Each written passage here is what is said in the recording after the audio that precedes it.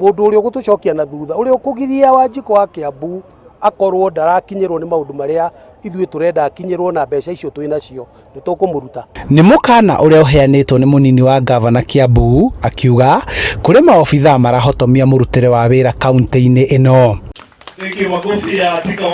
Kuratuika kwa ihinda riri ngari cia kuhoria mwaki cia kaunti itoire garaji ni undu wa obitha kurega gwikira kirore kigina gia kuriha na kuo kungi obitha angi makiregana gwikira kirore maratathi ma bata ma kuhotithia kuhuthirwo gwa kigina niguo gutungatira muingi. Tugakorwo andu amwe turaruta wira nao marona ati tungihota kuhuthira mbeca icio ithie barabara-ini kana ithie thoko-ini kana ithie kwi andu aria mathondekagira ngari tari Nyoro ukuoneka ati ni araruta wira na makiritwo hihi magerie mahakikishe Nyoro ndararuta wira.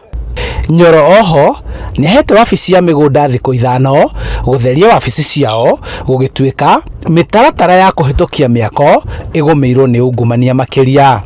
Approval cia plans ni irathi kahora muno na ni twaritie nao na igacoka kuu nikuo kwina corruption ira nene muno. Ukaigua mundu arerwo handu orihe mbeca iria thie wikire ici haha na andu acio twi nao.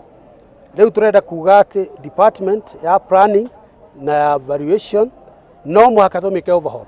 Nyoro araragia hindi ya kuheana kimanjika gia ciringi milioni 23 cia basari cia kothi cia moko Kiambu.